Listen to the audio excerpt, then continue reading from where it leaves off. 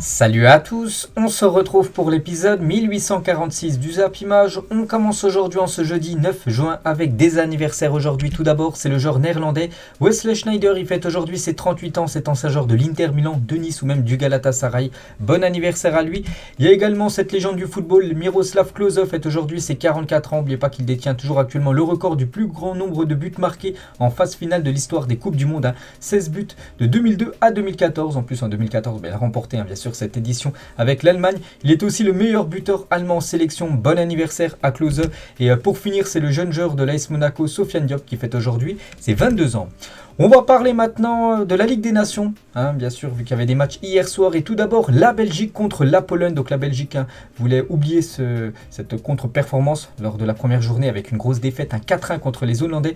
Donc cette fois-ci, ils ont mis le tarif. L'équipe polonaise, 6-1, ils se sont imposés. Pourtant, la Pologne menait 1-0 grâce à Robert Lewandowski. Puis après, voilà, ça a été un enchaînement de buts côté belge. On peut voir tous les buteurs de cette partie. On peut voir les statistiques du match. Bien sûr, la victoire est logique et méritée. Voilà, quand tu gagne 6-1. Bien sûr, la victoire est logiquement méritée pour cette équipe belge. Donc voilà, plus de 19 tirs, 12 tirs cadrés. Donc la moitié des tirs cadrés ont fini au fond des filets. Et on va parler d'Eden Hazard, les gars. Donc il a joué 65 minutes lors de ce Belgique-Pologne hier. Donc il a délivré une passe décisive, Eden Hazard. Donc une passe D, 67% de tirs cadrés, 80% de duels gagnés.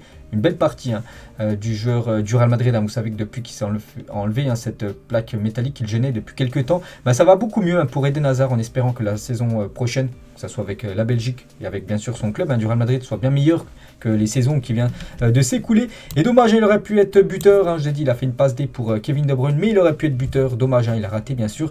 C'est immanquable, Eden Hazard.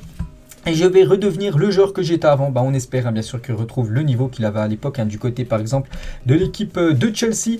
On va parler toujours de Eden Hazard avec Kevin De Bruyne. Passe D de Hazard pour un but de Kevin De Bruyne. Et De Bruyne, les gars, sur ses 6 dernières sélections avec la Belgique. Donc c'est 2 buts et 4 passes décisifs, bien sûr. Donc un joueur de classe mondiale, bien sûr, on ne le présente plus. Kevin De Bruyne. Et côté polonais, on va parler de Robert Lewandowski. Malgré la défaite 6-1 de son équipe, c'est lui qui a été buteur côté polonais. Et lors de ses 10 dernière sélection avec la Pologne, Lewandowski a marqué 9 buts, comme d'habitude. Il marque quasiment match après match. Lewandowski, que ce soit avec la Pologne ou bien sûr avec l'équipe du Bayern Munich. Et les joueurs qui ont atteint les 50 buts en club et en sélection cette saison, donc Lewandowski 56, Benzema 51. Puis après on peut voir tous les autres joueurs qui sont en dessous de la barre des 50. Bon, après déjà atteindre 50, c'est tout simplement énorme. Et toujours avec Lewandowski, donc il arrive sur le podium des meilleurs buteurs européens en sélection derrière Ronaldo et Puskás, le Portugais et le Hongrois. Du coup, Lewandowski maintenant seul à la 3e position, 76 buts. Donc là, bien sûr, c'est juste les joueurs européens. On va parler de l'autre match qui avait lieu dans le même groupe que la Belgique. Donc c'était entre le Pays de Galles et les Pays-Bas. Et les Pays-Bas se sont imposés 2-1 dans un match complètement fou. Surtout la fin de match, parce qu'il y avait 1-0 jusqu'à la 91e minute pour les Hollandais qui étaient bien partis pour gagner ce match. Égalisation du Pays de Galles à la 92e minute. Donc on pensait bien sûr au match nul. Pas du tout, les gars. Weghorst à la 94e minute a permis aux Hollandais de prendre les 3 points dans ce groupe de Ligue des Nations. Donc belle victoire bien sûr des Pays-Bas.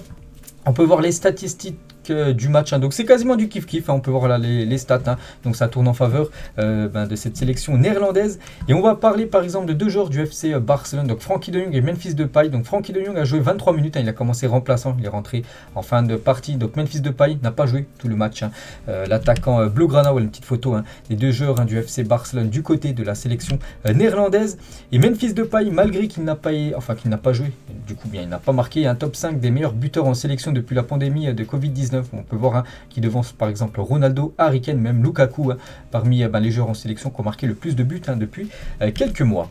Et côté gallois, donc depuis le début de la saison, Gareth Bale a joué plus longtemps en sélection qu'avec le Real Madrid. Donc hier, il a encore eu du temps de jeu du côté de son équipe nationale. Bien sûr, le Pays de Galles, c'est qu'il a plus joué avec son pays gallois qu'avec son club actuel, le Real Madrid. Parce qu'oubliez pas qu'il est toujours sous contrat avec le Real Madrid, encore quelques jours jusqu'au 30 juin. Puis là, après, bien sûr, il sera enfin un joueur libre.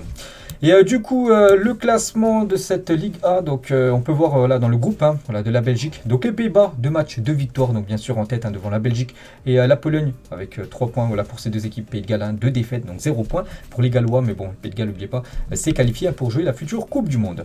On va parler de la poule, on va dire B, en gros, à la groupe B de la Ligue des Nations. Donc il y avait Irlande-Ukraine hier soir et l'Ukraine s'imposait 1-0 dans ce match. Regardez les statistiques, donc quasiment du kiff-kiff, mais ça tourne en faveur des Ukrainiens.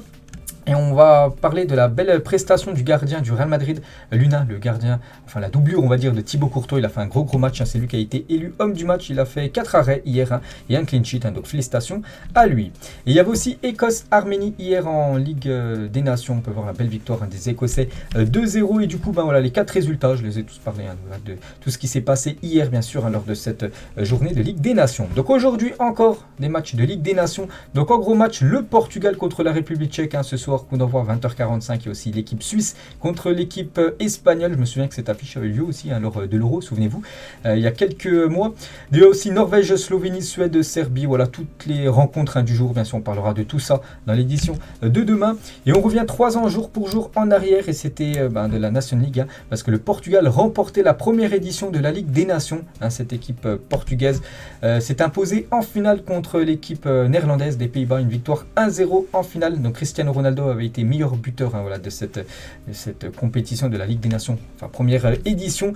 Du coup, c'était Gonzalo Guedes qui avait inscrit le but à la 60e minute. On peut voir, c'était le 9 juin 2019, donc 3 ans jour pour jour plus tard. Bon, on peut voir que le Portugal a complètement dominé cette équipe néerlandaise. 18 tirs, dont 7 tirs cadrés pour le Portugal. Les Pays-Bas, c'était seulement 4 tirs, dont une frappe cadrée. Donc voilà, c'était la première édition qui avait été remportée bien sûr par les Portugais et la deuxième bien sûr par l'équipe de France il y a quelques mois.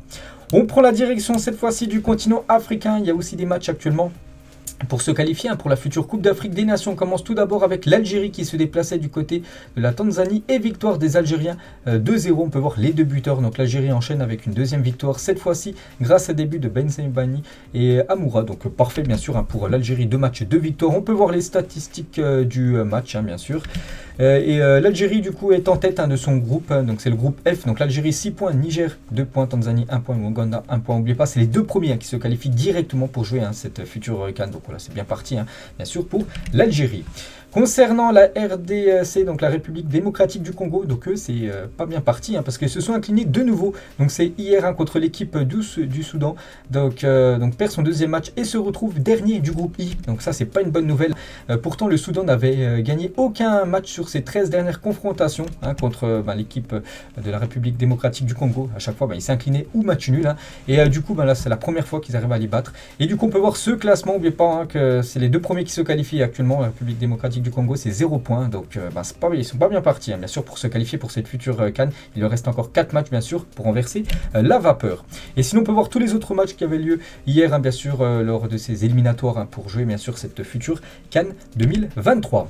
On peut voir le programme du jour. Voilà, il y a beaucoup de matchs par exemple Éthiopie, Égypte, je sais pas au pif, Nigeria, Sierra Leone, ou par exemple une belle affiche, tiens, Maroc, Afrique du Sud ce soir 21h. On parlera de tous ces résultats demain. Il y a aussi des matchs aujourd'hui pour se qualifier pour le futur Euro et l'équipe de France joue contre l'Ukraine, donc c'est les Bleus Espoir. Donc le match n'aura pas lieu en Ukraine, bien sûr, il aura lieu en Turquie. Donc avant leur dernier match, nos Bleus sont en tête de leur groupe de qualification pour le prochain championnat d'Europe, donc l'Euro. Ils affronteront leur dauphin ukrainien demain, donc aujourd'hui à 18h45, c'est à Istanbul, en Turquie pour un match crucial où la défaite sera interdite. On peut voir voilà, les points et voilà l'équipe de France bien partie quand même pour se qualifier. Donc l'équipe de France c'est 25 points, l'Ukraine c'est 19 points. Donc après l'Ukraine a un match en retard par rapport aux Bleus. Donc si ce soir l'équipe de France s'impose contre l'Ukraine, je crois que ça sera officiel les gars, l'équipe de France sera officiellement présente lors du futur Euro. Donc voilà, il va falloir s'imposer contre les Ukrainiens. On va parler cette fois-ci de l'équipe de France A. Donc les Bleus jouent demain soir du côté de l'Autriche. Et souvenez-vous les gars, j'avais parlé qu'il y avait un énorme trou du côté de la pelouse autrichienne lors de Autriche-Danemark qui s'est joué lundi soir. Une réunion est en cours à l'UEFA pour déterminer si Autriche-France peut se jouer à Vienne après la découverte d'un trou dans le terrain. Et du coup, voilà, il y a eu cette réunion du côté de l'UEFA. Et officiel, l'UEFA approuve la tenue du match Autriche-France. De gros travaux ont été menés dans le stade depuis lundi soir. La découverte d'un trou dans la pelouse. Donc en gros, il y a eu des travaux. Et du coup, voilà, le match Autriche-France se jouera bien sur cette pelouse. Donc voilà, le trou a été rebouché. Donc voilà, une petite info. Toujours sur cette rencontre. Donc très mauvaise nouvelle pour Kylian Mbappé. Parce que mauvaise nouvelle, voilà, pour lui. Parce qu'il ne devrait pas jouer tout simplement face à l'Autriche. Déjà, il avait été sur le banc lors du dernier match contre la Croatie. Et de nouveau, c'est même pas sûr qu'il soit dans le groupe demain soir, donc il devrait être forfait pour le match de vendredi. N'oubliez pas qu'il a été touché contre le Danemark, c'était vendredi dernier, puis là de nouveau pour être indisponible. Kylian Mbappé, donc on peut voir voilà, qu'il était, il a été préservé ce mercredi soir, donc hier soir à l'entraînement, donc il s'est contenté de quelques tours de terrain, voilà, comme N'Golo Kanté, donc voilà, que ce soit Kylian Mbappé ou Kanté, les gars, il y a de grandes chances qu'il soit forfait pour ce match demain soir. Et la une de l'équipe tranchante envers Klose, donc la droite manque d'un chef, voilà, sur ce côté droit, que ce soit défenseur droit ou piston droit, bien sûr, ça dépend comment joue bien sûr Deschamps. Donc on sait qu'il y a 3 joueurs actuellement, donc Kingsley Coman, un problème de profil, parce que c'est plus un ailier, puis on le demande quand même de défendre. Benjamin Pavard, un problème de gestion, ou Jonathan Klose, un problème de niveau, d'après l'équipe, voilà, c'est un problème de niveau pour Klose. Après, pour les 3, parmi les 3, pour moi, celui que je trouve le meilleur, les gars, même si c'est pas son poste, pour moi, c'est Kingsley Coman que je mettrais, voilà, côté droit. Après, il y a Mukele, les gars, qui peut jouer, mais bon, Deschamps ne l'a pas appelé. C'est qu'il y a un gros problème sur ce côté droit de la défense, depuis quand même quelques temps, du côté de l'équipe de France. Et du côté de l'Angleterre, voilà, juste une petite info, voilà, pour revenir sur cette sélection anglaise. Donc, 4 joueurs pour un seul même poste, un dilemme. Donc, du côté de l'Angleterre, eux, ils ont 4 énormes joueurs sur ce côté droit. Ils ont Reece James, Alexander Arnold, Walker, ou même Trippier, eux, vraiment. Donc c'est compliqué, voilà, de choisir qui est le meilleur, voilà, donc un des 4 là serait français, bien sûr, serait directement titulaire sur ce côté droit de la défense. Et grosse menace sur les Bleus, pourquoi? Parce que sans victoire lors de ces 2 premiers matchs de la Ligue des Nations, la France voit sa position sur le podium du classement FIFA fragilisée. Donc voilà, en gros, vu qu'ils ont perdu, enfin c'est pas qu'ils ont perdu, mais voilà, ils ont fait un match nul et défait, du coup, ils prennent pas de points au classement FIFA. Donc la défaite face à la formation scandinave va en effet coûter 9,42 points et le nul chez les finalistes de la dernière Coupe du Monde, donc la Croatie, 2,34 autres unités. Au total, ce sont donc 11,76 points que la France a donc abandonné après les 2 premiers matchs de cette Ligue des Nations, une perte sèche qui vaut aux Bleus toujours 3e d'être sous la menace de l'Argentine, actuellement 4e au classement FIFA, car l'inverse, donc l'Argentine l'a emporté face à l'Italie lors de la finalissima et contre l'Estonie, une victoire 5-0, un quintuplé de Léo Messi, marquant ainsi 5,52 points alors qu'elle affichait plus de 22 points de retard par rapport à la France. Donc l'Argentine ne compte désormais que 7 longueurs de retard. Donc en gros, les 2 prochains matchs des Bleus, que ce soit contre l'Autriche ou contre la Croatie, le match retour là, lundi soir, donc il va falloir s'imposer, parce que s'il y a des défaites ou s'il y a des matchs nuls, des contre-performances, voilà, l'Argentine pourrait passer devant l'équipe de France au classement FIFA. Donc voilà déjà actuellement le classement FIFA, le Brésil en tête, Belgique 2e, et du coup la France vraiment sous la menace, on peut dire, de l'Argentine. Toujours, on va parler de l'Argentine. Donc une série sur le sacre de l'Argentine lors de la dernière Copa América sera disponible le 10 juillet prochain sur Prime Video. Son nom, All or Nothing. Voilà exactement. Donc voilà, par rapport à cette épopée, bien sûr. Donc ça sortira dans quasiment un mois, jour pour jour. Toujours avec l'Argentine, donc Paredes sur Léo Messi. Donc si je devais gagner une Coupe du Monde, je crois que je serais plus heureux pour Messi que pour moi. Voilà ce que dit Paredes, bien sûr. Il serait très très content de remporter une Coupe du Monde, surtout pour son collègue Léo Messi, parce que pour lui, il mérite de remporter une Coupe du Monde. On verra, bien sûr, parce que l'Argentine, quand même, vu ce qu'ils montrent depuis quelques temps avec leurs 33 matchs sans défaite, c'est quand même une équipe favorite pour remporter cette compète. Et Léo Messi, les gars, avec le PSG depuis son arrivée, c'est 34 matchs, 11 buts en 2872 minutes. Donc c'est pas ouf. Mais Léo Messi avec l'Argentine depuis le 10 septembre 2021, donc en gros depuis le début de la saison là. Donc 10 matchs, 10 buts, 824 minutes, donc il a beaucoup joué de minutes en moins, mais il a été quasiment autant décisif, un but en moins par rapport au PSG, mais voilà, c'est quand même incroyable bien sûr, Léo Messi est bien plus performant avec l'Argentine qu'avec le PSG, stat à l'appui.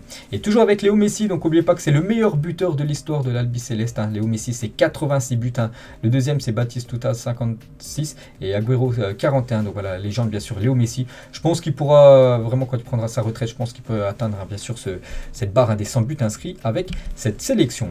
Et Léo Messi, les gars, va prochainement jouer dans une série télévisée argentine, Les Protecteurs. Voilà une petite info concernant Léo Messi, bientôt acteur. On prend la direction de la France, tout simplement, et plus particulièrement du côté du Rhône et du côté de Lyon. Donc on va vite au lit ce soir les gars. Demain il faut se lever tôt, donc c'est un tweet de la part du tuteur officiel de l'Olympique Lyonnais. Donc c'était hier exactement, on peut voir le 8 juin à 20h, à 20h du soir. Donc on se demandait ce que c'était. Et en gros les gars, c'est tout simplement Alexandre Lacazette, et c'est officiel, fait son retour à l'Olympique Lyonnais. Je l'avais dit déjà il y a quelques jours, qui quittait cette équipe de Arsenal. Il y avait des rumeurs qu'il pourrait revenir du côté de Lyon. Donc ça y est, c'est officiel les gars, il revient du côté de l'OL, donc général Lacazette.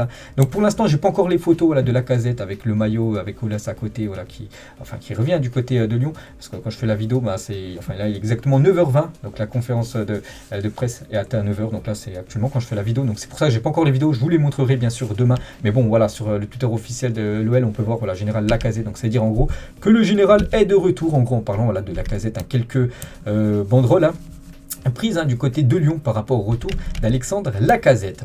Donc Lacazette arrive, lui devrait quitter le club, c'est Lucas Paqueta veut partir, l'OL aimerait s'en séparer pour 60 millions d'euros, donc bien sûr ce serait un jackpot total pour l'équipe de Lyon. Bon après c'est sa valeur, parce qu'on sait qu'il est très bon, donc Paqueta lui devrait faire le sens inverse, on va dire, par rapport à Lacazette. Toujours avec lui, on va passer sous le pavillon américain. Les 3 offres restantes sur les 5 sont américaines. Ce rachat s'élève à 40% du capital de l'Olympique Lyonnais. Jean-Michel Aulas restera majoritaire et donc aux commandes, donc Aulas aura encore 60%, le reste 40% sera un pavillon en gros américain, une société. Donc Lyon pourrait se faire racheter dans quelques heures par une société américaine pour 40% bien sûr, et cette société américaine pourrait ramener de l'argent pour investir pour le futur mercato. On va parler d'un ancien coach de l'OL, Bruno Genesio, sur l'élimination de Lyon en demi-finale de l'Europa League en 2017 contre l'Ajax Amsterdam. On m'a fracassé parce que l'Ajax a un budget inférieur à l'OL. Il y a un club français qui s'est fait éliminer il y a pas longtemps par Feyenoord, donc là il parle de l'OM. J'ai pas entendu les mêmes critiques, il a dit ça dans l'émission Roten sans flamme, parce qu'hier il était interviewé, l'ancien coach de l'OL, maintenant coach bien sûr du Stade Rennais, il a également dit on m'a collé cette image de l'entraîneur gentil qui peut gérer les jeunes mais pas des Fekir ou Memphis ou des Memphis de paille sans aucun argument avéré. Pendant 3 ans et demi, je les ai gérés, ces joueurs, donc voilà par rapport à son parcours du côté de Lyon. Et actuellement, il affirme vouloir rester du côté de Rennes. Ma priorité de continuer à Rennes, je veux prolonger. J'ai une relation privilégiée avec le propriétaire du club qui est très ambitieux. Donc voilà quelques déclarations de Genesio qui devrait continuer du côté du Stade Rennais. Et toujours avec Lyon, on revient sur son ancien club. Donc les une spéciale transfert de l'équipe du jeudi 9 juin à l'occasion de l'ouverture du mercato d'été. N'oubliez pas que ce soir à minuit, c'est officiellement l'ouverture du mercato.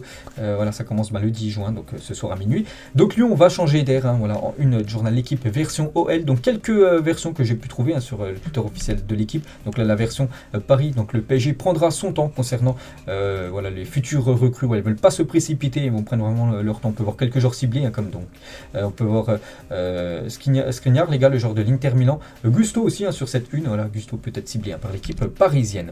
Concernant Reims, Reims attend le jackpot en vendant certainement Hugo Ekitike à l'équipe de Newcastle, avec une offre peut-être quasiment 35 millions d'euros. Donc bien sûr, ce sera un jackpot pour le stade de Reims. Le TFC double sa masse salariale, ça en parlant de Toulouse, les gars. Les salaires vont être quasiment doublés du côté de Toulouse par rapport à cette promotion en Ligue 1. Du côté de Rennes, Rennes piste un numéro 1. Peut-être il parle de Monanda. Monanda pourrait arriver du côté de Rennes, poste de gardien. Concernant Montpellier, opération Cabella. Donc Cabella, déjà Savani, on sait qu'il a prolongé, parce que là dans le petit article je peux voir que Savani, on sait qu'il a prolongé du côté de Montpellier. Et l'opération Cabella en gros serait essayer de conserver un Cabella, qu'il avait signé 6 mois jusqu'à la fin de la saison du côté de Montpellier. Concernant Nantes, Nantes veut du 9, en gros un numéro 9 pour cette future saison. Il pense à l'attaquant Nyanga, l'attaquant des Girondins de Bordeaux. Le Racing a tout prévu. Concernant cette future saison où Monaco avance, Nice à l'arrêt. Concernant les deux clubs du sud-est de la France, où par exemple une version l'AS Saint-Etienne, le plan de Batles. Donc le plan de Batles, bien sûr, c'est d'essayer de faire remonter cette équipe de Saint-Etienne dès la saison prochaine en première division. On va parler du Paris Saint-Germain et Christophe Galtier, la priorité du PSG afin de remplacer Pochettino. C'est Fabrizio Romano qui donne cette info. C'est que depuis quelques jours, je dis que Galtier, les gars, dans les petits papiers du côté du PSG, et ça se se confirme. Hein. Donc déjà, Pochettino, là, c'est une question d'heure. Hein. Je crois qu'il se fasse licencier, il peut se faire licencier à tout moment, hein, Pochettino. Et du coup, pour le remplacer, ça pourrait être Christophe Galtier, qui est la priorité du côté de Paris. Et lui serait vraiment pour. Voilà, il sait que c'est quasiment peut-être la seule chance de sa vie qu'il peut vraiment entraîner un top club. Hein. Voilà, donc je vous parle vraiment d'une énorme équipe. Voilà, donc on parle du PSG. Donc voilà, les gars, Galtier du côté de Paris, ça peut se faire. Et je pense que ça va se faire, parce qu'il n'y a pas 15 000 noms. Donc il attend désormais que le PSG entre en contact avec Nice. Voilà ce que dit Fabrizio Romano. Emmanuel Macron, les gars, il a dit: je n'ai pas parlé à Zinedine Zidane, mais j'ai une immense admiration pour lui. Le joueur, l'entraîneur, on a très envie d'avoir dans le championnat français un sportif et coach de ce talent qui a su ramener 3 grandes coupes que nous convoitons beaucoup. Donc voilà ce que dit Emmanuel Macron par rapport à Zinedine Zidane. Peut-être, parce qu'on l'annonce aussi du côté du PSG, même si c'est très très compliqué, bien sûr, on sait le feuilleton Zidane du côté de Paris. Voilà, Macron adorerait voir Zizou entraîner une équipe française, donc peut-être le PSG ou peut-être l'équipe de Marseille. Donc Macron rêve de voir Zidane à l'OM. N'oubliez pas qu'Emmanuel Macron, le président de la République, c'est un grand fan de football, un grand fan de l'OM. Je souhaite de tout cœur que le prochain mercato de l'OM se prépare bien. Qui sait, vous avez parlé de grands entraîneurs. Leur cœur est à Marseille aussi, on a le droit de rêver. Donc voilà ce que dit Emmanuel Macron sur Zizou. Et toujours Macron sur les supporters de l'OM. Vous savez, vous avez mon soutien, mon amitié. Bravo pour cette saison quand même. On sait les difficultés du championnat qu'on a eu à vivre. Je pense que ça a bien tenu. Bien sûr, il regarde voilà, toujours les résultats, surtout de son club favori, l'Olympique de Marseille. Puis il est très très content que Marseille a terminé 2e et qualifié pour jouer cette future Champions League. Bon, on va parler d'une équipe qui gagne souvent la Ligue des Champions, les gars. C'est l'équipe du Real Madrid. On peut voir un communiqué officiel de la part du Real Madrid. C'était hier, je l'avais dit hier, que ça allait certainement être officiel dans la journée. Et ça l'a été. Donc si on ouvre bien sûr ce communiqué. Donc voilà, il n'y a pas grand chose à marquer. On peut voir, ça parle de Modric. Et on peut voir 30 de junio 2023. Donc en gros, Modric c'est officiel, prolonge jusqu'au 30 juin 2023. Une saison de plus, elle était en fin de contrat dans 21 jours exactement. Et du coup, voilà, le Ballon d'Or 2018 prolonge d'une saison de plus. Voilà, c'est plutôt logique, vu encore ce qu'il montre, Luka Modric, malgré son âge quand même très élevé. Et il a mis sur son compte un Twitter. Donc très heureux d'annoncer que je continuerai à jouer pour le meilleur club du monde. Cela fait 10 saisons que je réalise un rêve, mais je continue avec l'illusion et le désir du premier jour. Nous continuons aller Madrid. Voilà ce qu'il a dit, bien sûr, Luka Modric, par rapport à sa prolongation d'une saison de plus dans son club. Et Luka Modric, les gars, par exemple, la photo en haut, c'est la première fois qu'il venait de signer du côté du Real Madrid. On peut voir tout jeune, on peut voir aussi Florentino Pérez, 10 ans en moins. Et là, 10 ans plus tard, toujours joueur, bien sûr, de cette équipe madrilène. On peut voir Rodrigo qui a mis ça sur son compte Instagram, bien sûr, très content voilà, de voir que Modric continue du côté de Madrid. La même chose pour Vini Junior, voilà, par rapport au communiqué officiel, légende, il parle voilà, en parlant du genre croate. Et on peut voir aussi sur l'Instagram, on va dire, du Real Madrid, que ce soit pour Modric qui a réagi, bien sûr, il est content lui d'avoir prolongé. Roberto Carlos, ancien défenseur madrilène, donc lui aussi content. The Best pour Marcelo, Karim Benzema, King, donc en gros le roi, bien sûr, prolonge du côté de Madrid. Et Modric, il a dit, le Real Madrid a remporté 14 titres en Ligue des Champions, j'en ai remporté 5, je ne peux pas décrire à quel point je suis fier, bien sûr, de son parcours du côté du Real Madrid. Et n'oubliez pas qu'en 2012, Luka Modric est élu pire recrue de la saison en Liga. Mourinho déclare donnez du temps à Modric et soyez patient, il est tellement bon que le Santiago Bernabéu tombera amoureux de sa classe. Il avait totalement raison, José Mourinho. Donc 10 ans après, Modric compte en outre, donc 5 Ligues des Champions, 3 Ligas et un Ballon d'Or, bien sûr, remporté en 2018. Donc un ancien vainqueur du Ballon d'Or, Modric, est certainement le prochain, Karim Benzema. Et voilà, on revient, les gars, sur les Ligues des Champions remportées par l'équipe madrilène. Et la Decimocuarto, donc là en gros la 14e Ligue des Champions, est en place dans l'armoire à trophées du côté de Madrid. Elle a été mise hier, voilà, cette Ligue des Champions remportée il y a déjà à peu près plus de 10 jours, du côté de Paris, avec une victoire 1-0 contre Liverpool. Donc voilà, Paris, samedi 28 mai, l'histoire s'en est chargée. Donc cette 14e, bien sûr, est bien dans l'armoire à trophées du côté de Madrid.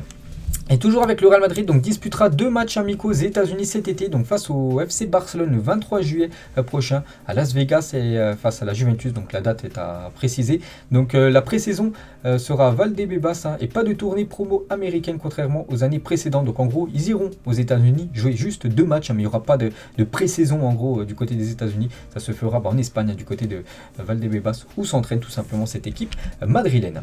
On va parler d'un joueur, les gars. Gareth Bale a été proposé à Retafe, annonce le président président du club, le club de la banlieue de Madrid, va étudier la proposition. C'est vrai que Retafe, hein, c'est dans la banlieue de Madrid, hein, c'est juste à côté voilà, de Madrid, en gros, pas loin du stade du Real Madrid. Et on sait que Gareth Bale se plaît très très bien, voilà, sa famille, hein, ça fait longtemps qu'ils sont du côté de l'Espagne, du côté de Madrid. Donc c'est pour ça que ça peut être une piste très intéressante hein, pour Gareth Bale, vu qu'il quitte hein, cette équipe du Real, donc de rester hein, du côté de Madrid, mais jouer hein, cette fois-ci du côté de Retafe.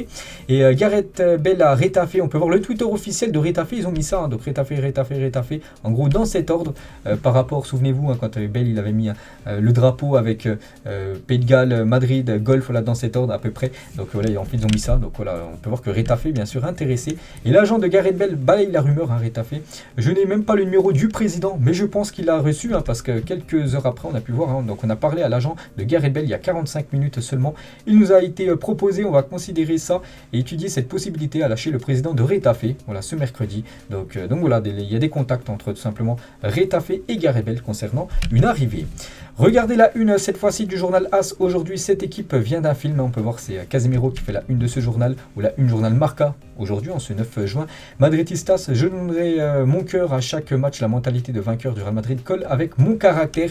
Donc voilà, si vous voulez retrouver toutes ces déclarations, parce qu'oubliez pas que les gars, j'ai une chaîne spéciale Bisbis Barça et Real Madrid. Donc aujourd'hui, c'est un épisode sur le Real Madrid. Donc il y aura toutes les déclarations de Rudiger, tout ça que je ne vous propose pas voilà, dans ces vidéos Zap Images, mais c'est tout bien sûr hein, voilà, dans ces épisodes un spécial Barça et spécial Real Madrid hein, qui sont en description bien sûr pour ceux qui sont intéressés.